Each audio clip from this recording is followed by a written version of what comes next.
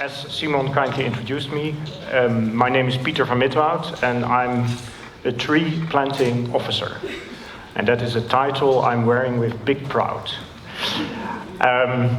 You will hopefully by the end of my presentation understand why. But let me start with asking, who of you is familiar with Ecosia as a search engine? Good. Seems either you used it or you prepared well for today's lecture, so that's great. What are we going to talk about in the coming 1.5 hours with 15 minutes break? This is what we're talking about, what we will be discussing. I will start with some key figures about our company. Because we are a company, and as you're all business students, as I understood, I think you're interested in understanding our figures. What is your balance, how many people are working there? So we'll start with some simple key figures, which hopefully impress you so much that you'll be even more curious to keep on listening to the rest of the presentation. Then we'll talk about the idea. Why is it a good idea to make a search engine that plants trees? What I also want to do is introduce our team. We're having our office in Berlin, and we are, as Simon said, a social enterprise. And it's really great fun to work for Ecosia. And what I hope I can do this morning is bring some of the spirit of our organization to the lecture room here.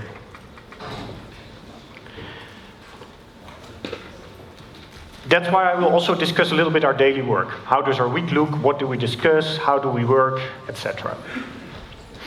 And then I'll talk about our users. Some of you are maybe using Ecosia already.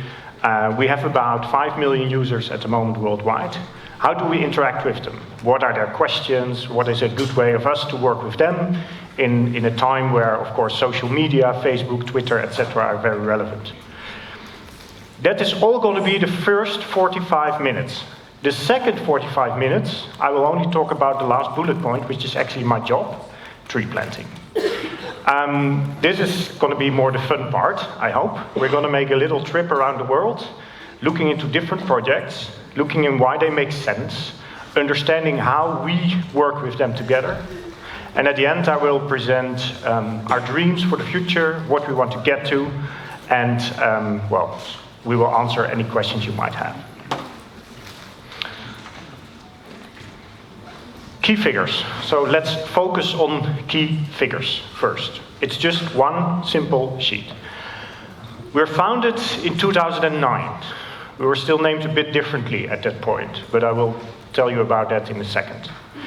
We were founded by a guy named Christian Kroll, who is still our CEO today, who is a very, I would say, a boots-on-the-ground person. I will talk a bit more about him as well. We have actually, it's a company, so we're a GmbH, so a limited, with 2 shareholders, Christian and Tim Schumacher. Who is Tim Schumacher? Tim Schumacher is someone who worked in the IT business in his early 20s. And somehow he created something which had to do with ad blocking. He became very rich with that. And he actually has a very green spirit as well. So when I talked to Christian during my job interview, I asked him, who is this Tim Schumacher? And Christian said, when I founded Ecosia, I knew, particularly in the first years, I'm going to need some additional cash and I'm going to need strategic advice, etc. So he had a lot of talks with different people. And he said Tim was the only one where I actually felt it could work. So that's why today we have 2 shareholders, Christian and Tim, who are shareholders but not really beneficiaries, as we will see later on. Our office is located in Berlin. You might know Berlin, it's the capital of the country north of you. We have about 20 people working for Ecosia. We're growing pretty fast at the moment. We have a turnover in 2016 at least of about 2 million euros. Which is very tiny if you're a search engine, but we're actually pretty proud because we're really, really growing, and this year it will definitely be much more. I think it will be probably going towards the 5 to 10 million. So if you're a business student and you hear these figures, you should understand there's something going on here. Our yearly profit, 0. At least that is what we aim for. And this is, of course, what makes, in my opinion, our business so interesting. And why do we aim for zero profit? Just to already say that right now, it's because we spend all our profit on planting trees. In fact, if you read our official website, we will say it's 80% of our profit, which is also true. We want to go towards 100%, but we are still putting some reserves aside. So officially, we still communicate 80% of our profit. We have 5.5 million active users from all over the world. And during the lecture, I will tell a bit about where they are exactly and why they're interesting to us. And we have 700,000 Facebook followers, which is quite a lot as well. Which also shows that we have a very active, a very committed community using our search engine. So these are some of the key figures. Keep them in mind during my presentation, and hopefully they help you to put things a bit in context. Now, we are a search engine like Google, or like Bing, or like Yahoo, and we plant trees. Where did this crazy idea come from? The idea, that's what I'm going to talk about. What you see here, by the way, is a picture we took in Tanzania a couple of weeks ago, together with Yoshi, who was introduced, but I don't see him right now. He's somewhere here. He's sitting there, my colleague Yoshi. We took this picture in Tanzania. These are women collecting firewood.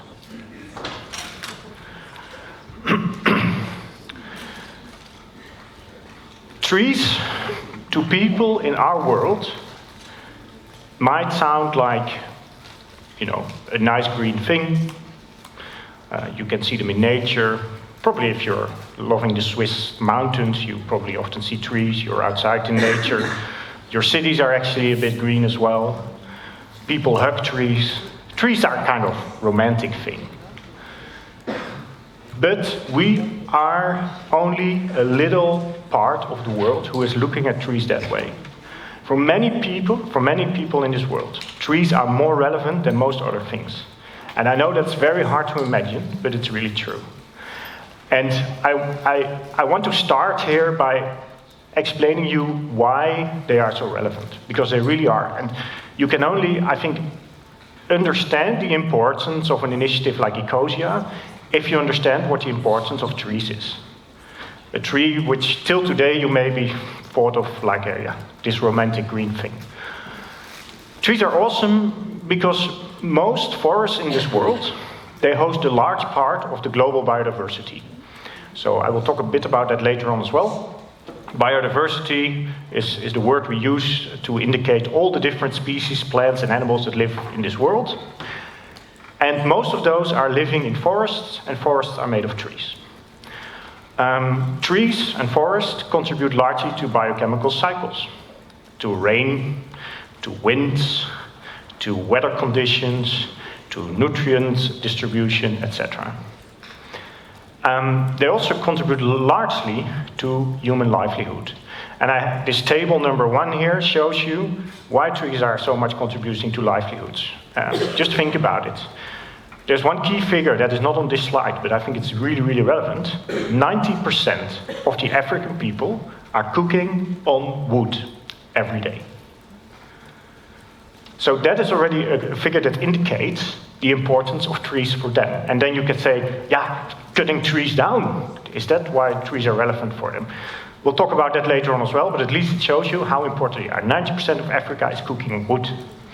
Timber is important. Medical plants.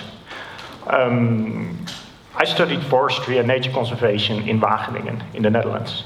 And one of the things we learned directly is why is it worth to protect rainforests? Because many of the medical treatments that we're using today find their origin in plants and other species in the rainforest. But also for many people that maybe do not have a hospital at every 10 kilometers, many plants and trees still contain a lot of medical treatments they use. Other NTFPs, I think everyone by today should know what an NTFP is, non-timber forest products.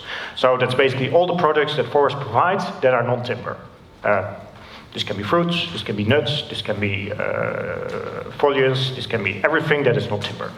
Grazing for animals, forest-based agriculture, agroforestry system.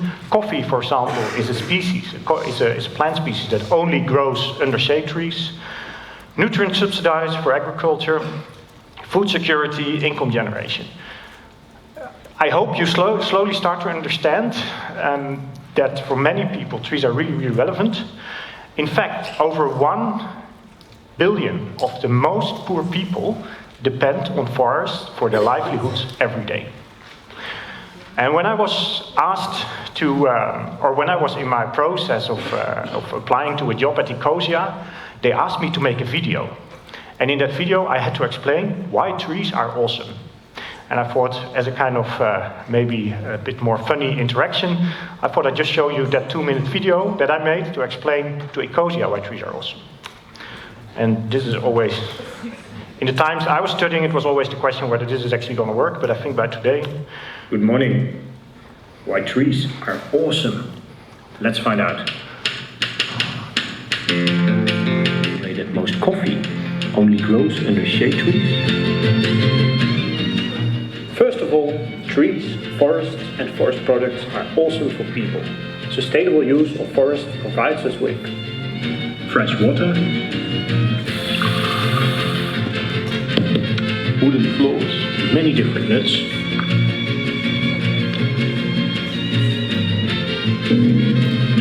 many musical instruments, a place for leisure, and oxygen.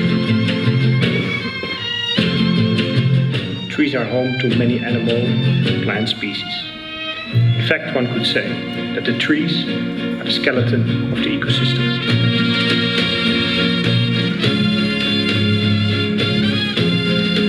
Trees are home to this spider, to this cheetah family in Namibia, to this raccoon in Central Park, and to these forest elephants in Burma. Trees are awesome because of themselves.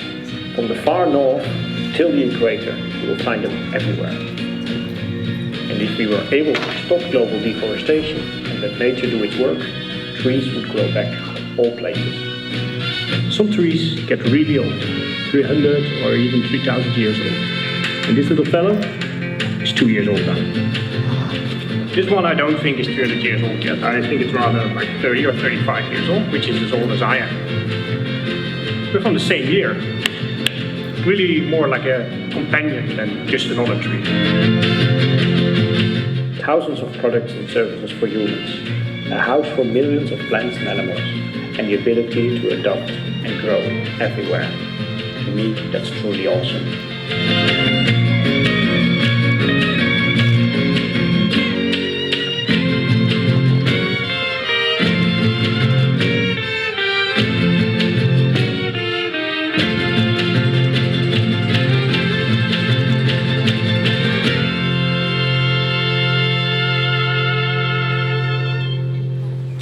So after this video, they hired me. So that's, I think it did a good job there. Again, I really want all of you to understand that trees for us are a romantic thing, but they're everywhere around us and they're influencing our daily lives. And in fact, we are influencing trees in our daily lives as well. As you know, trees are threatened. Oh, by the way, the music in this is Calexico. You know Calexico? If you want to hear a brilliant band from the US, Calexico. Trees are threatened. Most biodiversity hotspots are in forest areas, but we're cutting down a lot of forest areas, so most biodiversity is threatened. And this picture here, I hope you can see it sharp enough, but this used to be a rainforest in Indonesia, and in the top of this tree, there's one of the last orangutans in this area finding shelter. We're destroying it. There's hardly, as I said, there's hardly any product that does not affect trees, positive or negative. And I challenge you to name me something and I will tell you how it's affecting trees. Just any product. Come on, a product, something, yeah, a phone. Ah, a phone, very good. So, where is a phone made of? Metal. What is one of the biggest reasons of deforestation in the world? Mining. There you go. We play this game in the office every day. There's really almost everything that we use every day is affecting trees positively or negatively. And a lot of things are also affected by trees. The problem is that most things we use are affecting trees negatively today. And that's why, since humans are getting really aggressive and strong on this planet, 46% of trees have disappeared. If we just look at the 2001 till today figures, this is global deforestation since 2001. We're doing a pretty bad job. And now you might look to Switzerland. Where is Switzerland? Somewhere in the middle here. Let me see, can you see it? Switzerland is there. There's quite a lot of deforestation maybe taking place, but maybe not so much. You can't really see it here. But there's also a lot of forest growing again. So you might think, we are the Swiss, we're doing quite good. That's what most of the Germans think, that's what most of the people in the Netherlands think, that's what all the French people think. But as I explained before, every product we buy is affecting trees positively or negatively in this world. And every purchase we make is not necessarily affecting the trees so much that we have in Germany or Switzerland, but it's affecting trees in all other places of the world. If we eat meat, the cows are probably fed by soya that is growing on previous rainforest areas in Brazil. It might actually even be that the cows are grown on previous rainforest areas in Brazil. If we use shampoo, or if we buy any other, grocery at the supermarket, the chances that there's palm oil in there is really high, and palm oil is growing on where there used to be rainforest. So the forest footprint, the negative forest footprint that we have in the world is much bigger than our own country. I think the negative footprint of the Netherlands, Germany, and Switzerland is much bigger than what the people in Indonesia or Brazil themselves are doing. So this is when Christian, our founder, who normally just walks in his jeans and a white t-shirt, actually I've never seen him in any other dress than that. For him this would already be quite fancy. When he was traveling after his studies, he studied economics just like you did.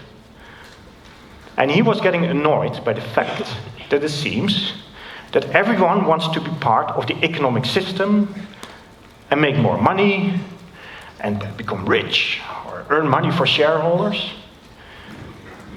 He said, we as people, we invented economics to serve us, but it seems that today we are serving economics. And he was traveling around the world and he saw that in many places of the world, the problems that people have every day are much different than the one that we learn in our lecture rooms here.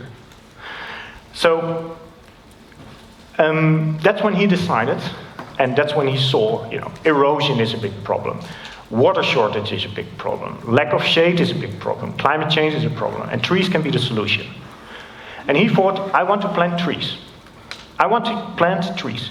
In 35 years from now, when I'm 35 or when I'm 40 years old, I want to wake up and I want to be a happy man, not because I have 1 million or 2 million euros on my bank account, but because I planted 1 billion or 2 billion trees.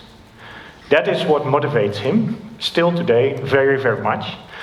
And then he was an economist, so he knew if we want to plant trees, planting trees is not something people usually do. Why not? Yeah, I don't know, but look at the stats I just showed you. It's not business as usual to plant trees. Because if it was business as usual to plant trees, then we wouldn't be standing here and then we wouldn't be discussing this topic. We're cutting down trees everywhere in the world. So he said, I need to generate money for planting trees. And he was an economist, so he thought, where is there a lot of money? Internet, search engines. In fact, the big search engines in the world, they have a turnover of about $70 billion every year in ad revenues. Whoa! And where's this money going to? To the shareholders of these companies. which is fine, that's their business. That's how it works. We understand that. But imagine we would start turning this money into something that actually makes sense. Imagine we would start using this money to restore the planet we're living on. We only have one. And the population is growing to, 10 million in 10 billion in 2050, 15 billion? We only have one planet. It's not going really well. We have climate change, we have deforestation, there's a lot of problems. We are able to make money and use that money for something good, or we can also put it in our pockets. So that's when his idea came. I want to make a search engine that is going to use 80% of its profits, and actually he wanted 100%, so that's what we're working towards too. But 80% of its profits to plant trees. Because a better world is a choice and not a result of economics. Now, how many search engines are there in this world?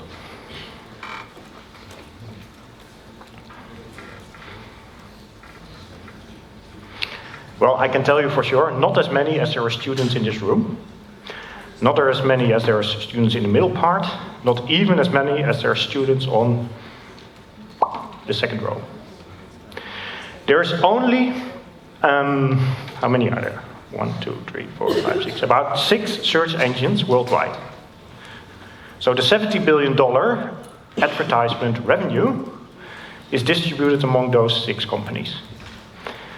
Other search engines that exist in the world, they are using the APIs and they're using the search results from these search engines. And why is that? Because it's really, really, really difficult to make a search engine. It takes probably 10 years of programming if you want to build up something yourself. And in these 10 years, the others will continue to develop as well. So in 10 years, you might have a search engine and an algorithm that actually works, but it will not even be half as good as the other ones that still exist. So this is something we have to live with, it almost seems. And there might be 1 or 2 here that you don't know, like for example, Baidu is a search engine I didn't know, but that's very big in China. So if you enter baidu.com, it's a Chinese search engine. So there's five companies who are having a search engine. And Christian realized very quickly, if I want to have a search engine, programming something myself that would never work. Then I better go and do something else. So he decided, I need to partner with one of those search engines. I need to make a contract with them and make sure that when someone uses my search engine, I can use their search result. That's the only way of doing it. So that's what he did. He looked up in the telephone book the telephone number of Google, and he called up Google. And Google said, yes, we can do it. So the idea was Ecosia, or Forestle, as it was still called at that day. We make an interface with a search box, and if you enter something there, I don't know, University St. Gallen, the results will be provided by Google. Great. So they programmed this interface. They would redirect the results to Google. Google would then track how many of its search results were actually coming from Ecosia. And then Ecosia would get a certain part, let's say 50%. I don't know honestly what the deal was, but let's say 50% of the ad revenues. It worked so well that after 4 days, Google stopped the agreement.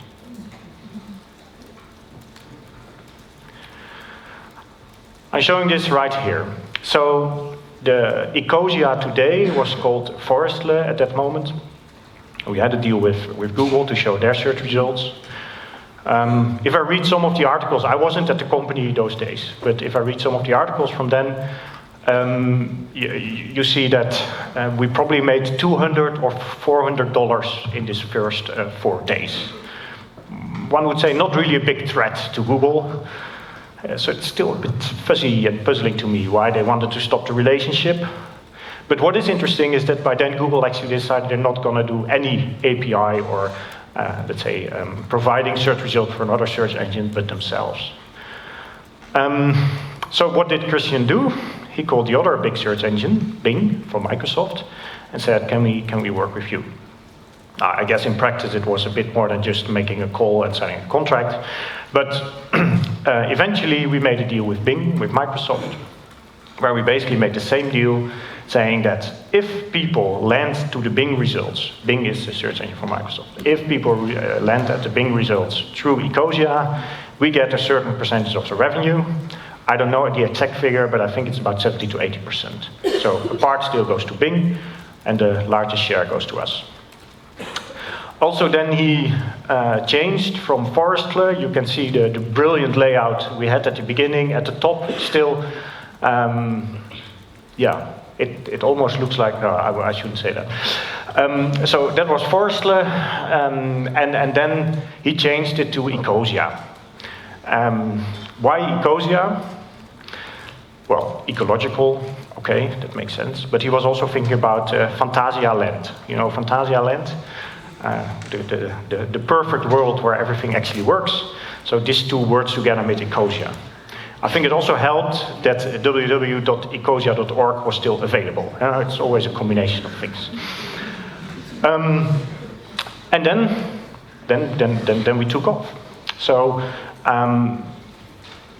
you have to imagine that the way it works is that you enter something in Ecosia and you get the results from Bing. That's the deal we have. But if you would use Bing or Google or probably Yahoo, today in a search engine you see much more than only your search results. You get maybe some pictures and you get some first Wikipedia explanations about what you are searching for. These are things we have to make ourselves. So it's not that we are simply just an overlay over Bing and that's it. We can use their results, but the interface, which results we want to show when it comes to certain widgets, so the Wikipedia posts or the pictures, these are all kind of things we have to program ourselves. So at the beginning it was really easy. It was just search results, but over time we're adding new and new features. Today, for example, we also have a currency converter. So if you type in 200 Swiss franc, you will see how much it is in euro if you want to. So all these widgets we are adding ourselves. And we know we have to be super good here because we want to be the best search engine in the world. So we're constantly looking in the rest of the market, mainly Google, to see what they're doing. And then we're looking, oh, that's very inspirational. Maybe we can do something like that as well.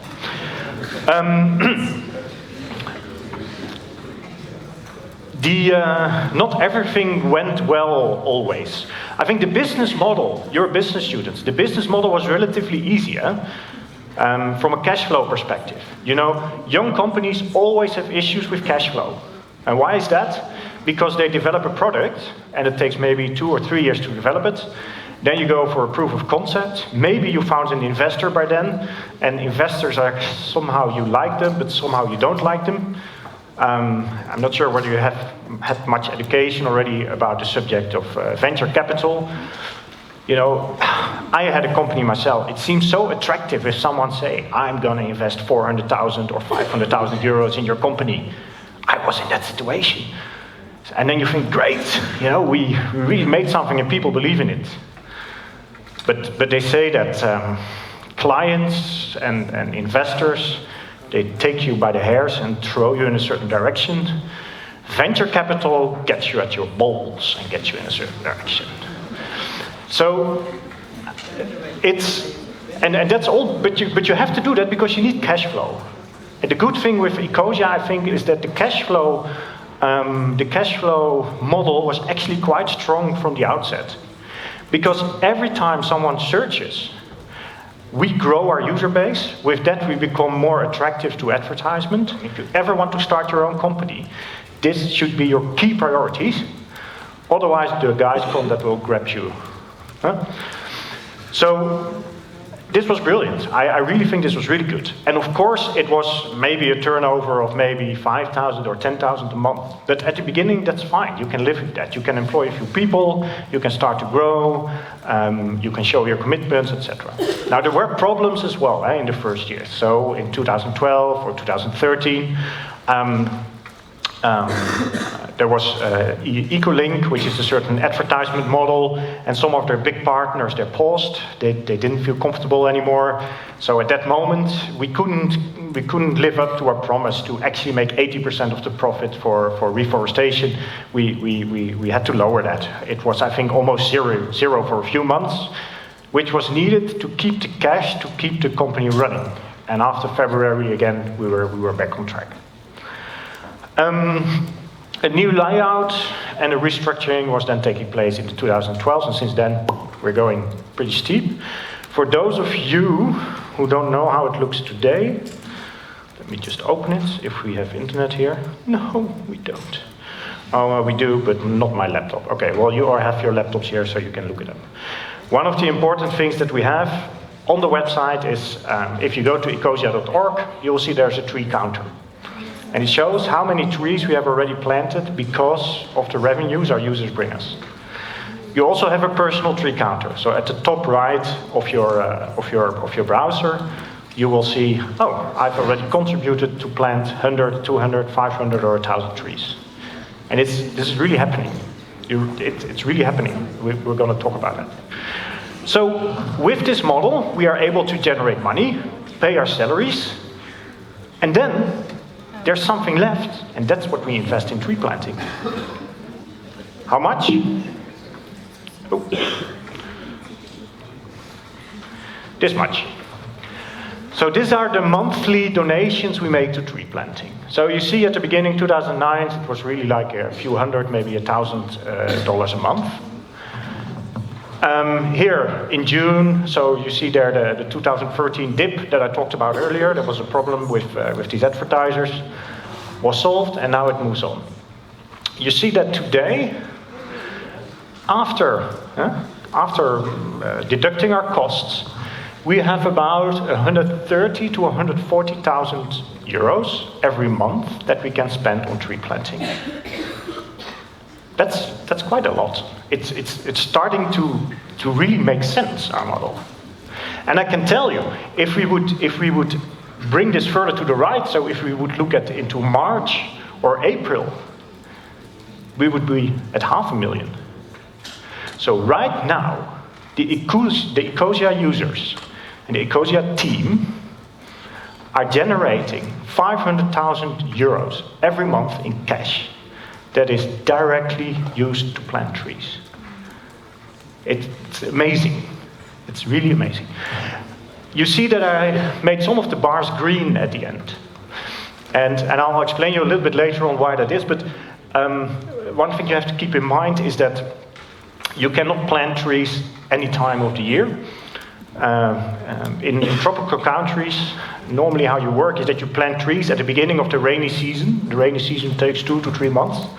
So the young trees have 3 months in which they can grow fast, get rain, and after that they kind of have to survive 9 months in a dry time, which is fine, they're used to that, their ancestors did so as well, and then they grow again. So we have to adapt our payments to the right planting pace. So at the moment, we are not spending always every euro on tree planting right away. Some of it goes in a fund and is spent later on in the year. And that is what the green bars indicate, but I'll explain that a bit later on. How are we time-wise? We're good. Our team. As I said, in Berlin, when I joined, this was our team. 12 people. Today, we are about 20 people. How are we structured? We're not really having a very hierarchical structure. Also, I think we are a very social business, and somehow hierarchy doesn't really fit with a social business. It doesn't mean that we don't have anyone who eventually takes the decisions, but the way we're structured is rather in circles. Meaning that we have a circle that we call the product circle, and that are really the guys who are looking at the search engine. They're looking at the layout, they're making sure you get the right results, they program the different widgets. If there is attacks from hackers, they will make sure we get rid of it, etc. So that's the product team. It's probably our biggest team.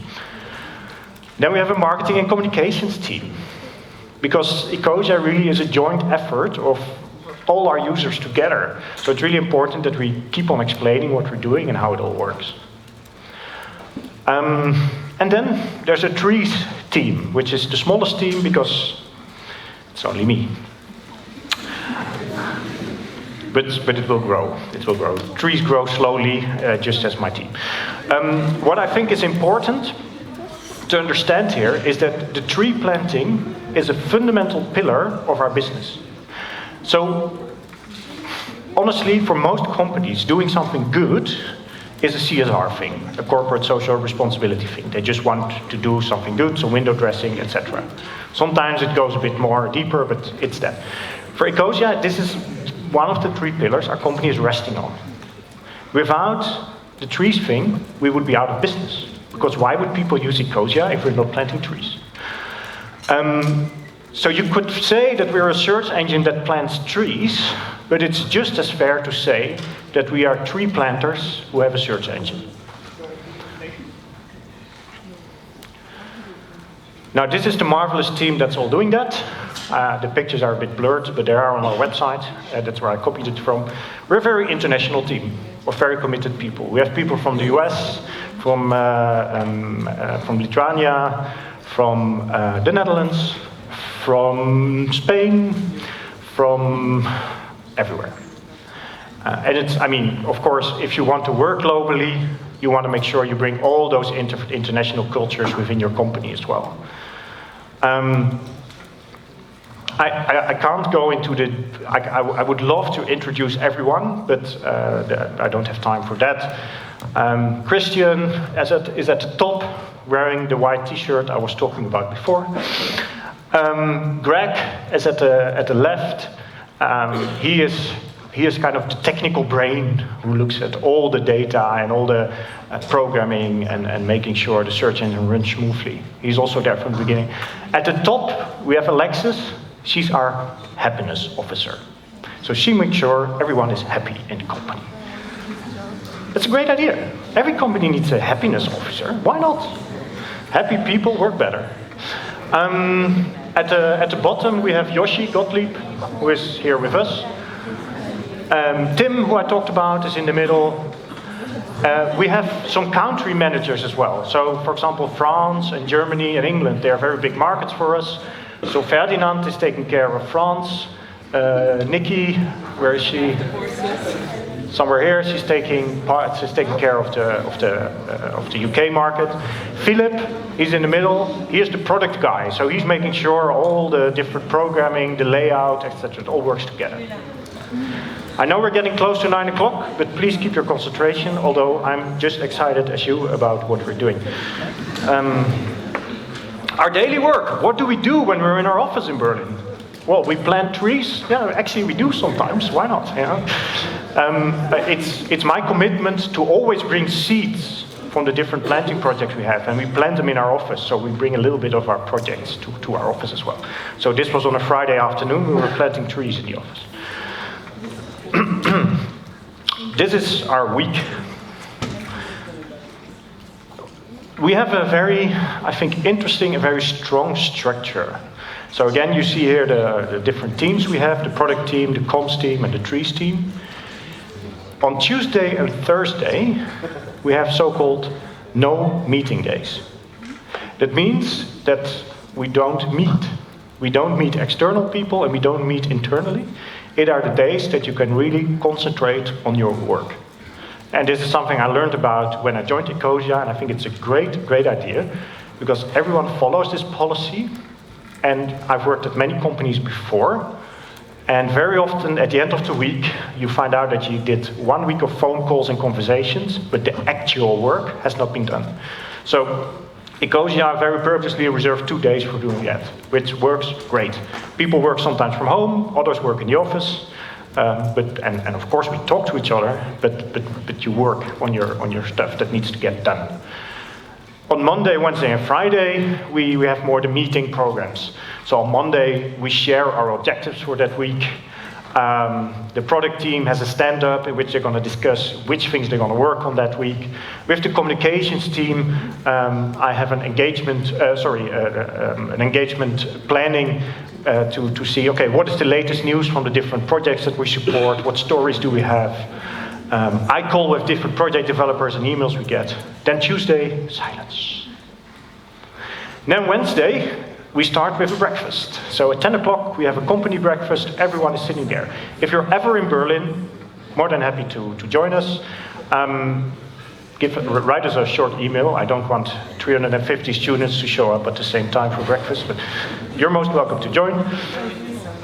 So you see, the week is very structured. On Friday, I'm not sure how many of you have actually worked at companies, but on Friday what we do at the end of the day, between 4 and 5, is we share the results of that week with each other. So we sit together for an hour. We call it TGIF, which stands for, officially, thank God it's Friday, but because our lead programmer is called Greg, it's thank Greg, it's Friday. And we sit together and we discuss the results. How many new users did we have? How many new installs did we have? How many trees did we plant? What were the best engagement we had with our users? All these things we discuss in a structured way. And that is very motivational, because you learn what others are doing, but you're also celebrating successes, which is really, really important. And it's one of the reasons why there's a very good energy in the company at the moment. And sometimes we do a party on Friday evening. So, for example, we have planted 8 million trees, so that we have trees. This is how our office looks like. This was a drawing I made myself, I'm very proud of it. But again, I want you to understand how it is to work for such a company. So, yeah, if you would visit us, for example, if you want to join our fancy breakfast, you would enter at the right. That's where the kitchen is. Actually, the table there is where we have the breakfast. And this is where we sit. So there's the 3 large tables, and we're all sitting next to each other, wooden tables, of course, and that's where we work. At the top, we have a Skype room, and there's also a bed there, so you can relax a bit. Then we have a meeting room with ping pong table, very important.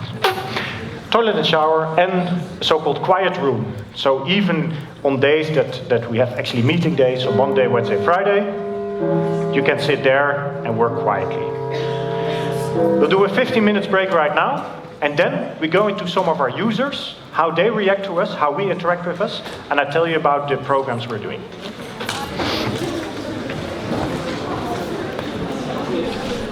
So I finished the last hour in a little bit of a light mode, explaining about our office and how we work there. And it's important to me to explain that to you, because there's many different companies in this world. There's the small 2-3 guy companies. There's the big corporates with 10,000, 20,000, or even 100,000 employees. And you will, during your professional career, probably experience many of these companies and learn about company dynamics. And it's every company has its own way of dealing with that. And I hope that our way of doing a company, our way of working together is something that you'll keep in mind for the coming decades.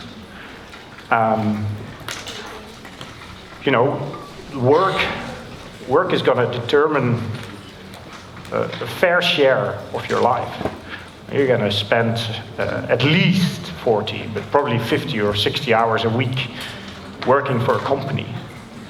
That means 50, 60% of your time in the coming 20 to 30, 40, 50 years. But you have a choice in how you want that time to be. And I encourage you to collect as many experiences as possible, but don't wait too long with actually choosing what feels good, because otherwise you're wasting your life. Our users. This is very important. As I said, we exist because of our users. We are a 20-head team working very hard on product, on marketing and communications, on trees and everything that belongs to it. But it's the 5.5 million users that we have right now that make our company a success. That means that we have to have a very good relationship with our users. And 5.5 million is quite a lot, and hopefully it will be 50 or 100 million in the future. So this is also a super important element of our daily work. And one of the key things for our users, not for all of them, but for some very fanatic users, is transparency. So Simon asked me at the beginning, could you also share some confidential information about your company? This is difficult because there is not so much. We cannot really afford to have much confidential information. Because if we're not transparent about what we're doing, then people lose faith and go away. I have some confidential things for you, but it's really not much. And one of the things that you can have a look at later on if you want, is actually the transparency reports we put on our website. So every month we report how much income we had, how much of that was spent on our people, our employees, how much of that was spent on office rent, and after deducting our costs, how much was left and how much we spent on tree planting and how much went to which project. Every month we put that report online. And we have about 4,000 people every week looking up these reports. And that's quite a lot if you think about it. I mean, how often do you really look up a business report on the website of a company? Maybe now for your studies, but generally people don't do that so much. It's too detailed, too far away. So if you have 4,000 people doing that every week, that's quite a lot. And it shows that it's important to them. And of course, therefore, it's also very important to us. So these transparency reports, they can be found on our website. I encourage you to have a look. It will also tell you what our monthly income is. So that's all not a secret. And that's also why I could tell you earlier that the figures of 150,000 euros a month now for tree planting will be very soon be close to 500,000. Transparency is one thing. Interaction with our users, that is the big other thing. And which channels do we use for interaction? Well, people write us emails, of course. But more important is Facebook, Twitter, and Instagram. We are communicating a lot with our users through these channels. As I said, we have 700,000 followers on Facebook. We have 20,000 on Twitter and about 13,000 on Instagram. And I wanted to, I just go back because I know what's happening right now is that you'll look at the slide and not listen to me, so I just go back very quickly. If every time we post something on Facebook, people will start to react to it. And the power of Facebook is, in this regard for us, it's enormous. Both positively as negatively. So the amount of positive comments we get on our work, it's incredible. It's really, really inspiring. I have to admit, I very often read our Facebook tweets, just so I learn again how great our users are and for whom I'm all doing this. It really, really inspires me. So if people post those comments, I read them and I feel really happy that we're working together. People also put negative things there, or critical things. That's fine. But it also means that we have to really carefully track what people write, and sometimes there's bullshit in there, and then we have to make a decision, are we going to react to this or not? And of course we have thousands and thousands of posts every day. So it's a lot of work to read all that and to make these decisions all the time. We're very happy to do that. I mean, that's part of our work. I wanted to show you an example of a very positive and a very, say, more critical or rather bullshit comment we get, just so you have an idea. This is going to be hard to read. So, at the left top, you can't read it, but I will read it for you. At the left top, I copied the post we got as a reaction to a new reforestation project we just started in Tanzania. And the first lady writes, "Thank you, Ecosia, for allowing us to support reforestation. I think that for most of us, it is something we would have never done in our lives elsewhere." And this is great to read. Then you know why you're working. And most of our comments are like this, and I thank everyone for doing that. We also, and this is at the right, I wanted to share, we celebrated the fact that we have 7 million trees planted. And I'm the tree planting officer, and I know we have planted 7 million trees. I've been in the field, I've visited this project, I've been doing inventories, I see where we are planting. I know they're there. Then someone writes, in German, first part in German, "Das klingt alles so fabelhaft, aber 7 Millionen Bäume. Das müssen riesig große Flächen sein, auch wenn sie über Gebiete Globers verteilt wurden."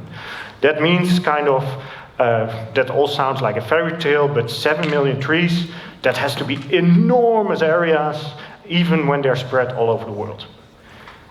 That's bullshit. It's simply not true. You know, if 7 million trees, if you planted about 1,000 trees per hectare, you need 7,000 hectares. That's peanuts.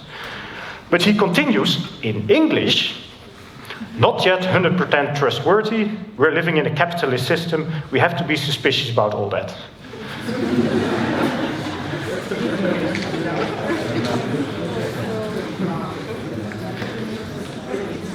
You know, how much should you actually do before you're doing it right? That's what I sometimes wonder.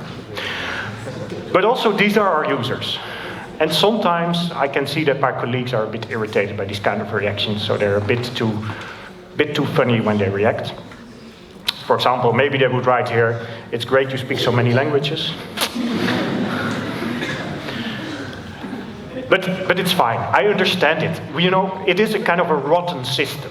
Somehow, you know, every company makes claims about the great things they're doing. So I understand where this is coming from. I'm not angry. For me, it's just a kind of indication of where we are in this world. We don't trust the other anymore. We don't believe in good claims anymore. And with good reason, probably. So I understand why he is suspicious. But also, people, we have to believe and trust that there are still a lot of people who actually want to do some great things.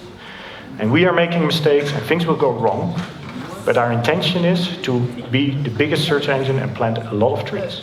And that's our journey. So interaction with users, it's a great thing.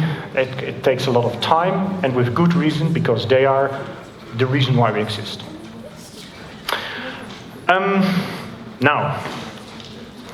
Now we get to my part, tree planting.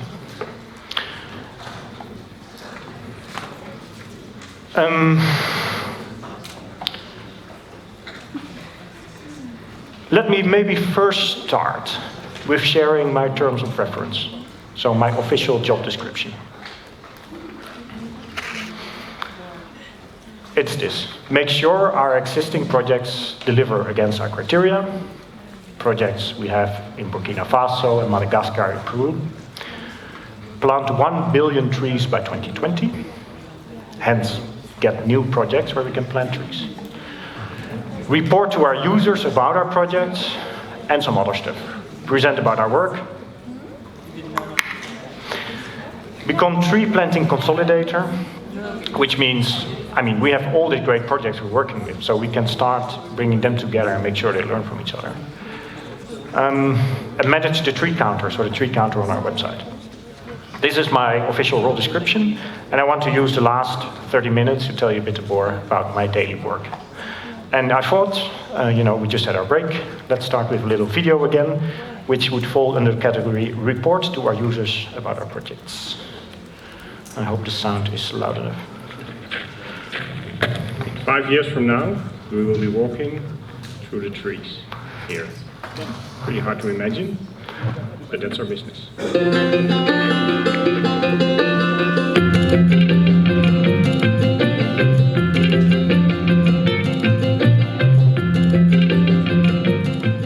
The technique here is both simple as brilliant. the half moons are plowed, and because the half moons are there, they will start to capture water that normally runs off. And it works. Look here, there's water in the half moon. It is that easy. Now, let's walk a bit further. There's some first trees coming up here. Bottom line, this is a seed of the same tree. And if I just put that somewhere here, it will never start growing. So this is, again, it's very easy, but it's brilliant.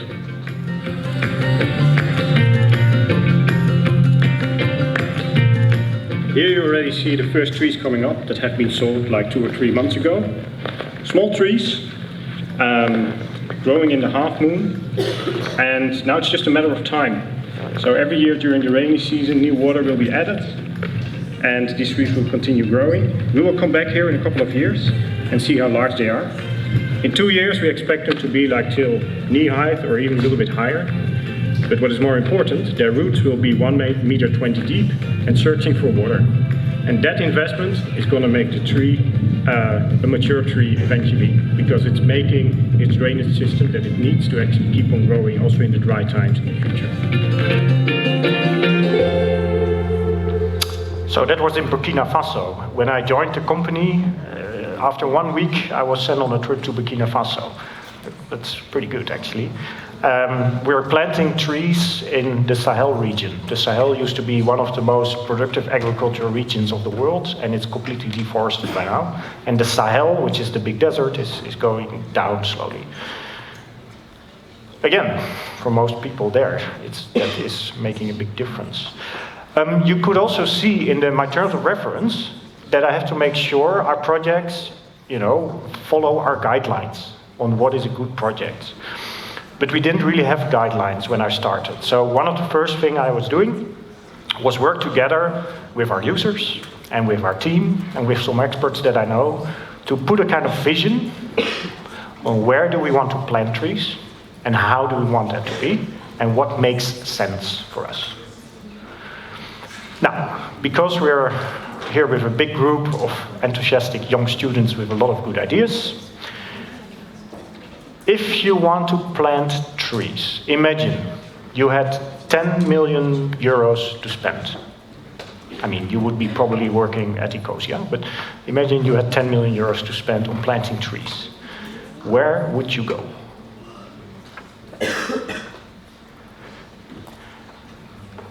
It's very, very simple question. How are you going to determine where you put your money? That was the question I was asking myself. And from a high-level perspective, I said, I want to make sure our money goes to places where it creates value for people and nature. You've seen at the beginning that trees are part of big forest systems, host enormous biodiversity. So if we restore forests, we want to restore that biodiversity. That's the one element. But we've also seen that for most people in the world, and 1 billion, so 20% of the poorest people in the world, trees are, for their livelihoods, the most relevant thing they have every day. So, I want to make sure our trees create value for people. So I combined these two things. I want to make sure we create value for people and we create value for nature. That was my high-level thinking. I didn't know yet by then what it exactly meant. Now, the value for nature, we got with an idea. I've showed you this map at the beginning. You remember? This was the global deforestation that's taking place. The purple areas is global deforestation. Now, if you look at this map, you see that there are also green areas here. And these are areas that are called the global biodiversity hotspots. And what is a biodiversity hotspot? I've put a definition at the right. At least 1,500 species of vascular plants are endemic, meaning those plants only grow there and nowhere else. And at least 70% of the original natural vegetation has been lost. So already since decades, people that want to conserve nature are thinking, what to prioritize, where to go. There's so much to do. What should we prioritize? And they came up with the idea of the biodiversity hotspots. And they said, if we want to give the same precious globe, the same precious world to our children as we have today, then these are the areas that we should prioritize, because there's species of plants and animals living there that live nowhere else in the world. And that is how they define the hotspots, and these green spots are these hotspots. So you see actually the area about the Mediterranean is pretty big, but also the Horn of Africa in Ethiopia, the south of Africa, Madagascar, the Andes Mountains, the Brazilian rainforest, and the former Atlantic rainforest. I'd say former because it's almost completely gone. Central America, but also, of course, Indonesia, Sundaland. These are all areas in the world where species live that live nowhere else and that are very, very much under threat. 70% is lost. So I said, okay, this is where we have to go as Ecosia. So if we look at it from a biodiversity perspective, this is where I want my money to go. Because if we can restore something here, we're having the biggest impact for the future that we can possibly have. Is it always like that? No. This is a compass, so we make exceptions as well.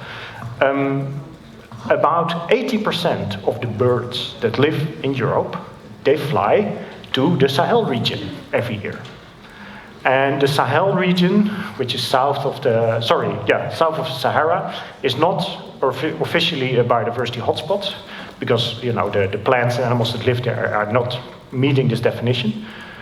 But many of the European birds depend on this region for surviving, because they fly there in winter and they have to eat there. So it makes a lot of sense for us to also look at that. So although it's not a hotspot, we would also consider those areas. Value for people. How do I kind of translate that into something? Simply by saying we work in those biodiversity hotspots which have a very low gross domestic product. That means poor people living there, people that depend on forests for their livelihoods.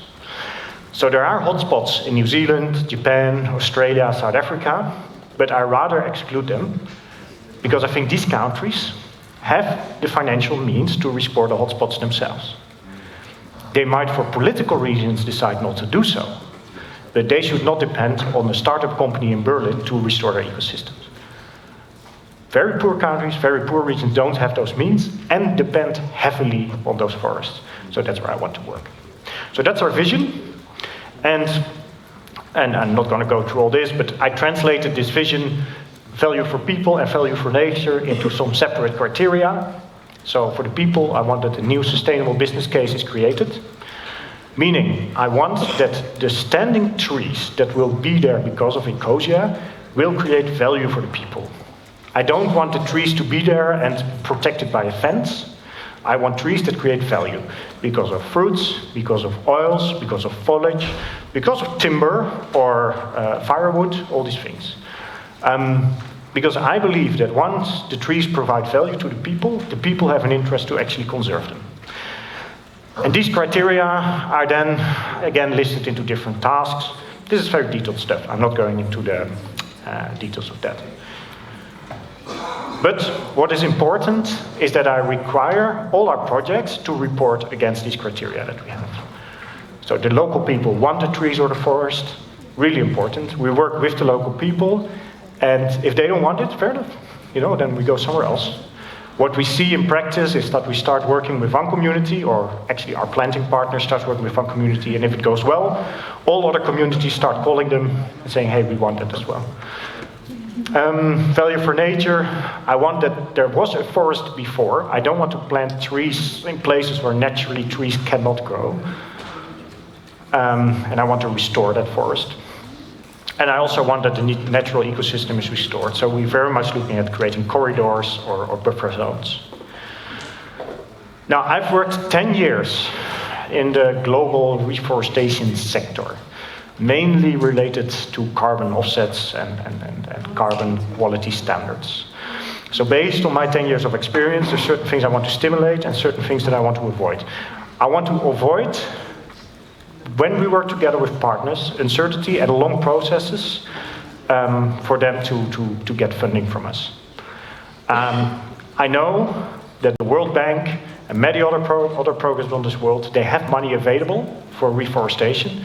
It just takes ages, and then I'm talking 3, 4, 5 years, for people on the ground to get that money. Enormous processes. That doesn't make sense because it hampers action. I don't want our trees to be used to compensate CO2 emissions. This is something that I could talk about for a long time, but I'm not going to do that. But it basically means that I don't want a company somewhere in this world to emit CO2 and use our trees to compensate for that. I want our trees to sequester additional CO2. So I want them to have an additional climate effect, and I don't want someone else to use our trees to keep on polluting. I also don't want to pay someone else's bill. So we're not going to plant trees that give, I don't know, products or services that then another big corporate in the world is going to use and say, thank you very much for using our trees. These are things I want to avoid. What I want to stimulate in our planting projects is reliable partnerships and trust. As I said before, I really see in the world that there's a lot of good organizations that can do great work on the ground when it comes to reforestation. People just need to give them the means to do that, need to trust that they do the right thing, and be a reliable partner that pays them for doing this work. What I want to stimulate is action. Money is not the problem. There's a lot of money committed to global reforestation. From the World Bank, from all kinds of countries, they all have commitments. But this money does not get to the ground. So as Ecosia, we are in a unique situation that we can get money to the ground to actually get trees planted. And eventually, hopefully, we can go to the big institutions that have flagged money as being available for reforestation and say, you know, there's a great program, we did the due diligence, we have the reporting framework, you can start tomorrow to invest there as well. So this is how we can become an enabler.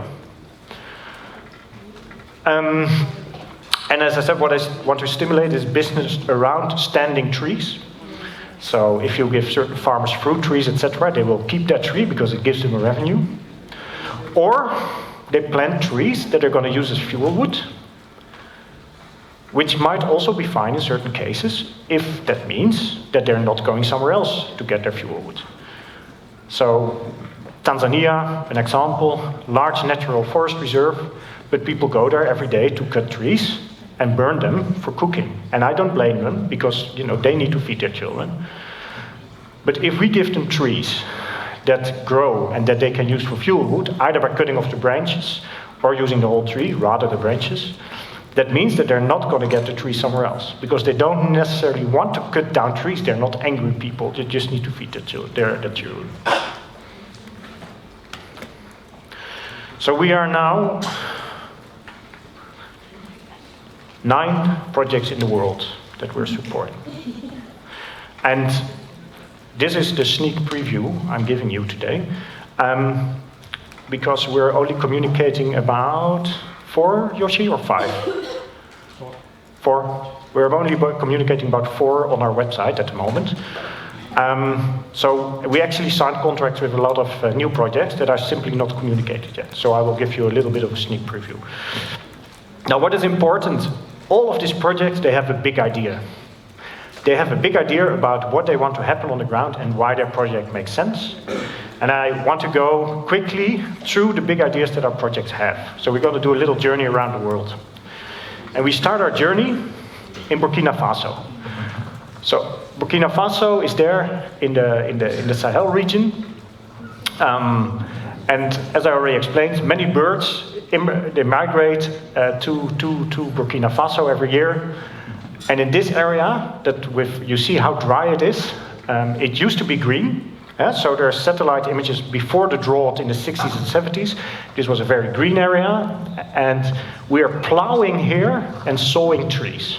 And the idea is to create a great green wall all over Africa that will stop the desert from going further down. So that's what we're doing in Burkina Faso. Now let's go to Peru. Let's fly to Peru.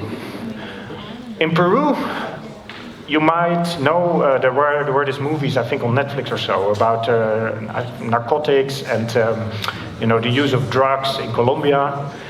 In the 80s and the 90s, there were a lot of farmers in Peru that were actually growing cocaine for transport to Colombia. From there, it would be distributed around the world.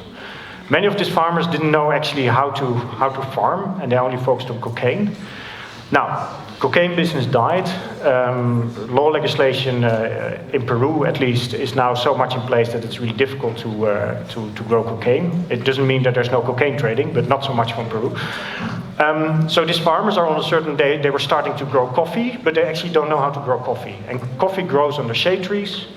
So to improve their income system and to improve the overall sustainability of the system where they're living in the tropical Andes, we are making agroforestry systems together with them.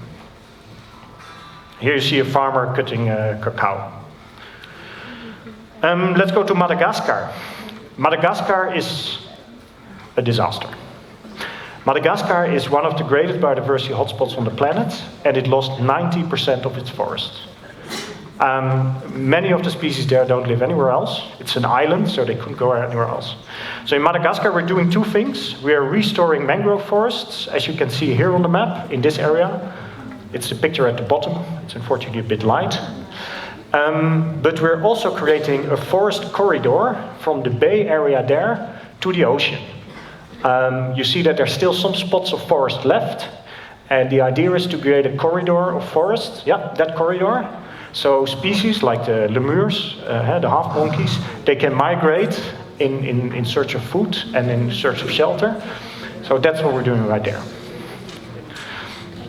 So we're on our speedboat right now, on our way to the Mahjanga Island number 2, where Ecosia is planting its mangrove forest.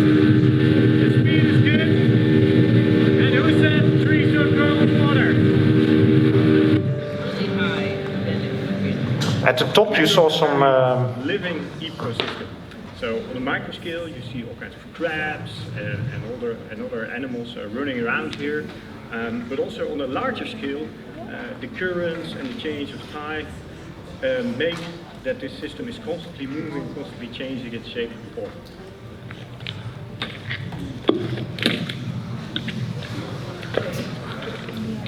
this mud, I will never forget it. It's pretty muddy here. This is actually a great shot to see the difference in tree age. So this one is a couple of years old, and then there's some that are maybe planted last year. There's some small ones in between that are 2 or 3 months old. These trees are very young, and it will take a lot of time before they will become productive themselves and create a habitat that will regenerate. Yeah, we don't have time to go into all the details of that, but that gives an impression about the mangrove restoration project we're doing there. We're working in Indonesia. We talked about Indonesia before. Remember when we talked about the palm oil business? If you want to make a lot of money with 1 hectare of rainforest in Indonesia, cut it down, sell the timber, plant palm oil. After 5 years, it's not really productive anymore, but you have your money. So, and this is what's happening. This is what global economics and demand for palm oil drive. So we are now working there to create an alternative to farms. Can we diversify their income? So they don't have to sell their land to the palm oil plantations, but can actually have a sustainable living themselves. And there's a mountain here, it's a bit light, but there's a mountain at the top there, at the middle. And this mountain is a precious rainforest mountain with still orangutans living on it. And the palm oil is coming slowly from both sides. And we're now working with the villages that live around this mountain to give them a sustainable business based on a diversification of forest products from different trees. And with that, we create a buffer zone around this rainforest area. This is a sneak preview. This is not yet announced. Confidential information. Don't share it with your friends. We are working in Ethiopia. Your teacher, Simon, is having this great project with Green Ethiopia, where they're working mainly on hill slopes. Hill slopes are super, super important, in particular for sequestrating water. So if there's trees and forests on hill slopes, like here in Switzerland, they will, like a sponge, hold the water, and it will slowly run off during the year, making water available whole year to the people. If there's no trees, the water will fall, run off, and it's gone for the rest of the year. So we're restoring these hill slopes, and also introducing some fruit trees and vegetables. And I can tell you that this is going to happen because we always work with partners that have 10 years or more of experience in actually applying their practice. So with us, they can grow and do more. Let's fly to Uganda. The Jane Goodall Institute is focusing on saving the great apes on our planet. And the scattering, the decentralization of forests is the biggest threat to many species because they can't migrate anymore. So what we're doing in Uganda, there's a forest at the right top with chimpanzees populations living there and a forest at the left bottom. And there's some patches of forest left. And with them, we are going to restore that corridor so that chimps can actually migrate there and go to the places that work best for them at that particular time of the year. This is with Jane Goodall. Some of you might know her. If not, Ecosia her and learn more. Sneak preview as well, not yet announced. We go to Nicaragua. In Nicaragua, there's big deforestation taking place in the past, also again on hill slopes. And also here, many farmers, they're kind of in a trap where they're growing peanuts or maybe some other products. We're helping them again to diversify their income. But what you can maybe see here a little bit, in Nicaragua there's a lot of volcanoes. And these volcanoes, again, they're deforested, so we're reforesting the slopes of the volcanoes, so the water is captured in those areas and slowly runs off to the agriculture area in the valley, and that is where we're planting fruit trees. So we're working to make sure water becomes available year-round, and we're diversifying the income of the farmers there with Fondation Dia.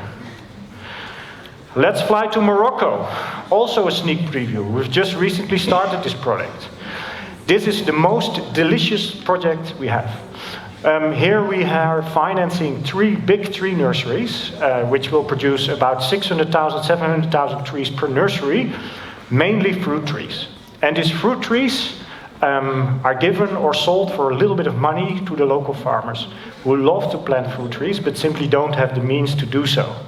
But with the fruit trees, they can both feed their children, as well they have a product that they can sell. So we're working with the High Atlas Foundation to restore some of this Mediterranean biodiversity hotspot into a forest area again. Let's fly to Tanzania, and this is the last one. As I already told you, the project we recently visited 2 weeks ago, the Friends of the Usambara Society, a local organization very dedicated to restoring what is called the Switzerland of Africa. So this is a mountainous region in the east of Tanzania. It really looks like Switzerland if you're there. It's amazing. But also there, because of fires and because of other deforestation causes, particular again on the tops of hills and mountains, forests are gone. And the villages around such mountain, they depend on the water running out of that forest for the rest of the year. So there we are restoring the forest on the hilltops, and with that we'll make water available for 6 villages that live around that mountain. There's some great videos online about this project that we've recently posted. And yeah, here you see at the right bottom, in a bit darker room it looks even more precious. For me, it's very important that all these nice projects report to us in the right way. I want to make sure that they plant their trees.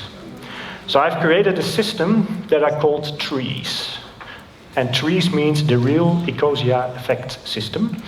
And in this system, I capture our contracts, I capture how many trees the projects are planting, I capture when we're going to pay them, I capture which species they're planting, I capture which budget we agreed on, all these things. So this is updated almost every week with new information I get from our projects. And I also use this to make projections. What you see here, the blue line is the tree counter on our website. And this is confidential information. By the end of this year, we hope our tree counter will have reached 50 million trees. That is where we're working towards to. Now, it is very important that if we claim 50 million trees, that we also plant 50 million trees. So it's my responsibility as tree planting officer to make sure that the tree counter never shows more as we actually plant. But when have we planted a tree? One could say when it's in the ground, then it's definitely planted. But we're not planting year-round. So sometimes the partner tells us, well, we could plant the tree right now, but it's better to plant it in 2 months from now, because that's when the rainy season starts. And we're not going to tell them, yeah, no, just plant it right now, because our tree counter goes up. So we are balancing that a bit. So sometimes trees are planted a little bit later, but eventually everything is planted. So what we count as a planted tree is when we actually paid for it, based on the agreements that we have with them on the amount of trees they're going to plant for it. So this allows me to track all the developments we have here and make sure that trees we paid for are planted, the tree counter never shows more than we actually did. How does this reporting work? It's really difficult. Have you ever counted 1 million trees? That would take forever. So you have to think about smart systems, how you can do that. Forest inventories exist for many years, so we can do that, and we are doing that. But we're also having more and more modern technologies that can actually help us. So one of the things we're doing every month is that I receive a polygon, so an area. You remember that we were flying to Madagascar? The right top is the mangrove area in Madagascar we're reforesting, and the top yellow part is the area they have been reforesting last month. So they sent me a polygon, so this shapefile saying this is where we have been reforesting, and these are the pictures of us reforesting, and these are the reports of the amount of trees we planted. I do a plausibility check. I see how big is that area and how many trees could you plant there based on a mangrove system. So this kind of checks we do. What we also do, and this is really the fancy stuff, this is Burkina Faso. So they're plowing, and the seeds will go into the ferns that it actually makes. And if we zoom into Google Earth, we can see what the tractor has been doing. I mean, 10 years ago, this would be unimaginable. And now I can sit behind my desk in Berlin and see whether the tractor did his work. I love that. And that's the way forward, because monitoring can be an enormous burden. So we really have to make sure that we get what we need, but we're not distracting the energy and the action from what actually needs to happen. So we're constantly looking at the best way to do that. New projects. Here you see a map. I get about 50 emails every month, so 2 emails a day, from new projects that are proposing to us. Hey, I'm planting trees, can you support us? Hey, I'm planting trees, can you support us? And I all put them in a database, and I follow up on them, and I see whether we could actually work with them. I source through my network. I get this email at Ecosia.org, that's where everyone sends it. But we also extend existing projects. Most of the projects that we have today, we have also chosen because they have scalability possibility. So they could do much more in the coming years with us. For new projects to come in, we have to do a due diligence. And that's a process which I try to make as quick as possible, but it also has to be very robust. So I get to know the potential partner better, I see how many years of experience they have, what their capacity is, what their big idea is, so what do they want to achieve, what is their price per tree, which hotspot do they work, etc. Then I have a call and start to fill out the due diligence form. Then I do reference checking with different organizations that I've been working with to hear about the experiences. And if I feel that it actually could work, then I present it to our CEO, to Christian, to our COO, and to the comms team. And when they say this makes sense, then I make a draft contract, negotiate a contract, sign it, and we start the project. And this takes everything between 3 months to 6 months. It depends who you're working with. My last comment, it's almost 10 o'clock. I know we're about to close. We made a little video, again, about our work in 2016, which I wanted to share first. Est-ce que Yaminis n'a pas mangé bien? On est petit bon la tina frère bon tina frère bon. Oui, on dit comment frère. On va on qui quoi ma chérie. Lui déjà pour là. Dik ma kon kilo to ya. Makre. Wala window to ya. Edi. Hama le ya. Odo na be na so ni. Ya sonye be. La tira ni. Ma tira ni ya. Pas sakre. E window.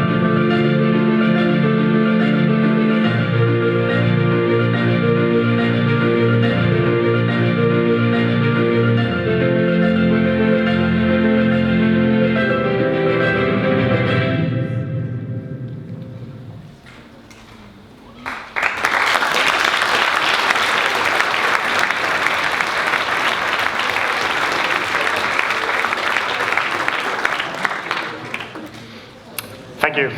My last comments will be these. We have a lot of dreams for the future. We're having a lot of ideas about how we can improve our products and work with our users. We want to have our own project somewhere. That would be great. That's really something that we're looking forward to. We want to plant 1 billion trees by 2020. But we also want to stimulate other companies to adapt our model. Finally, thank you very much. And I think this is the right time to also thank all the great organizations we're working with that are planting our trees. Eden Reforestation in Madagascar, OZG in Burkina Faso, together with WeForest, the Friends of Tulsambara Society in Tanzania, the Jane Goodall Institute in Uganda, Fundación Dia in Nicaragua, the High Atlas Foundation in Morocco, the Pour Projet in Peru, the Gunung Lestari Foundation in Indonesia, and Foundation Green Ethiopia in Ethiopia. Thanks for your attention.